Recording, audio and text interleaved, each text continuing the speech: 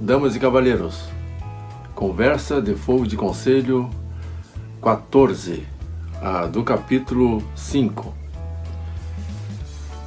Dessa vez vamos falar sobre as coisas naturais, a história natural, sobre tocaia e espreita. A tocaia e espreita, isso é uma coisa que fascina muito os jovens escoteiros em atividades. Mas é algo muito antigo, desde os primórdios que se faz esse tipo de tarefa, de tocaiar, por exemplo, os animais quando está sendo feita a caça. E também os detetives, as pessoas que vão atrás de esclarecer crimes, também usam muito essa coisa de tocaia, na hora que vai observar as pessoas que são suspeitas de algum crime. Então a gente pode até imaginar um detetive assim, observando alguém, que ele tem que saber os passos que estão tomando, e ele não pode olhar fixamente para a pessoa para observá-lo, mas nos relances assim, pode pegar detalhes assim que pode ajudá-lo a deduzir alguma coisa. Ele pode parar na frente de uma vitrina e ficar olhando ao redor através do espelho, do reflexo da vitrina. E aí olhar o que está acontecendo nas suas costas, em vez de ficar olhando, porque todo mundo poderá logo perceber que ele está observando, está olhando as pessoas, né? Então isso é um truque também que pode ser usado. E tocaiar significa chegar perto do objetivo sem ser visto, usando várias técnicas para isso. Então a gente vai então falar a respeito dessas técnicas, né? O nome que o exército dá para a pessoa que faz esse tipo de trabalho é esclarecedor. O nome é o esclarecedor. Ele vai até a mata fazer o reconhecimento de tudo sem que o inimigo o veja. Ele pode reconhecer tudo que está acontecendo em volta de onde o inimigo está. Aqui nós temos aqui a figura do Joãozinho Pataterra, e que ele está querendo passar na frente dos seus oponentes, e ele não está tomando cuidado correto de como se esconder. Então uma das técnicas que é muito usado para se esconder é você, se está usando uma roupa escura, você tem que ficar em um lugar escuro. Se você está usando uma roupa clara, em lugares mais claros. Então a sombra, por exemplo, pode esconder você com as roupas escuras. E se você estiver num lugar com digamos, uma parede cinza, você pode estar com a roupa cor acinzentada. Se você estiver num lugar onde a cor é caque, como essa minha camisa, você pode então ficar num lugar onde tem um gramado seco, ou areia e tudo mais, para não ser pego. Evitar muito de ficar num lugar assim onde tem um horizonte. Logo que você ficar acima desse horizonte, a sua silhueta vai ser logo descoberta. Então você tem que estar meio que rastejando e colocando talvez a sua cabeça no lado de alguma pedra, algum arbusto, de modo que as pessoas de longe possam não lhe ver.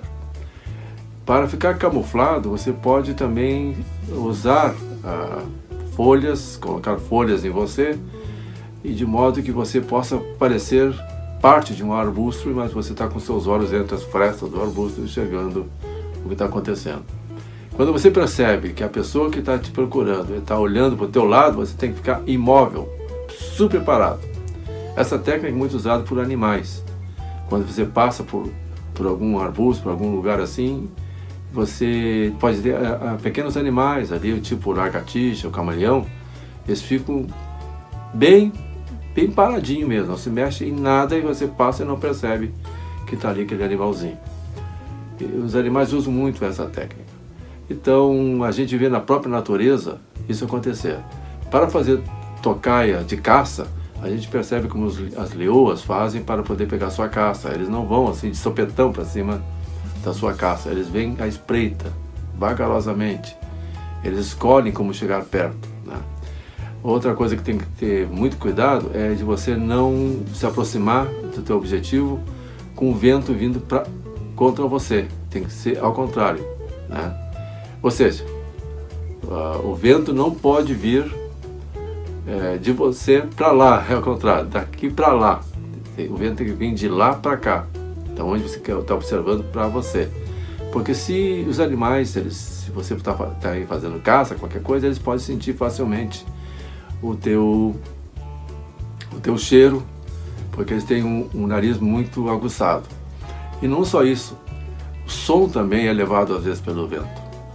O vento, quando ele está indo para o lado da pessoa que está observando, ele pode ouvir barulho de galhos quebrando, e às vezes você pode estar falando com alguém e a tua voz então se amplifica e fica muito mais fácil a pessoa enxergar ou ouvir, né? E aí ele vai ficar atento. Então o tocaia, geralmente eles não caminham, eles rastejam pelo chão de modo a encontrar meios de não ser observado, usando a própria natureza para se esconder.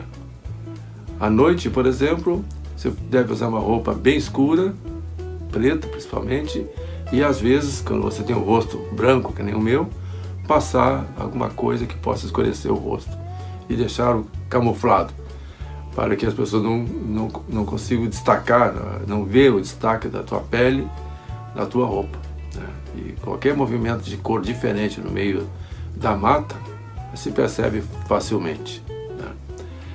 Muitos animais na floresta, eles já nascem com aparência de camuflado.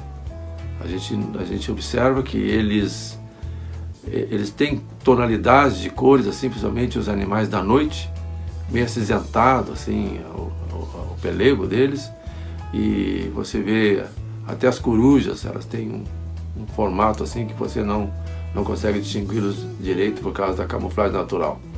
E tem animais, tipo o camaleão, por exemplo, que ele fica na frente de uma pedra, ele fica da cor daquela pedra. Fica na frente de folhas, ele fica da cor das folhas, né? Isso são coisas da natureza, né, que faz.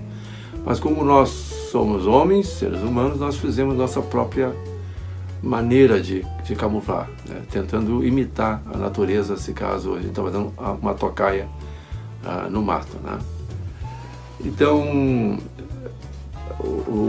os movimentos que eu falei há pouco, ele não pode ser um movimento brusco, tem que ser um movimento super lento e calculado, de modo que não se vê. Os antigos usavam algumas camuflagens, né? Como, por exemplo, eles queriam caçar avestruz, então eles botavam pelego de avestruz por cima de si com as suas penas, né? E aí eles levantavam a mão assim, como você está vendo na ilustração, e aí eles conseguiam chegar perto do animal, carregando nos pés, assim, nos artelhos do pé, a lança dele, e ainda na mão levando um bumerangue, né, para poder caçar o avestruz. A prática da tocaia, como eu disse antes, ele é algo muito antigo e sempre foi usado para caçar e também usado na guerra. Então, praticamente em duas motivações: guerras e para caçar o animal. Bom, para poder se tornar isso objetivo, você pode fazer muitas atividades com os escoteiros, tanto de dia como de noite, usando então a capacidade deles de como fazer tocaia. Eles se divertem muito com isso, né? E esses jogos podem ser feitos de várias formas. Tem aqui no livro Escotismo para Rapazes, aqui você encontra, já abrindo lá no capítulo que nós estamos falando, várias sugestões de jogos para que você possa aplicar aos escoteiros. E o que ele ganha com isso? Ele vai ganhar uma capacidade de discernir melhor as coisas. Já aprendemos nos conversas de conselho anteriores como eles podem deduzir, como eles, na observação, usando os sensores naturais que nós temos de ouvir, enxergar, cheirar, sentir gosto, e ainda temos o tato, né? Ampliando-se isso aí com mais capacidades, assim, e isso acontece através do treino, através do repetir, de fazer várias vezes. A pessoa pode então incorporar nele essa capacidade de deduzir e saber o que está acontecendo. Então, tocaia é a mesma coisa. Fazer tocaia não precisa simplesmente você imaginar que você vai fazer isso só no mato. Você pode fazer essas coisas também facilmente no meio da civilização normal, né? É isso aí. Então vamos às atividades. Esteja sempre pronto e sempre alerta.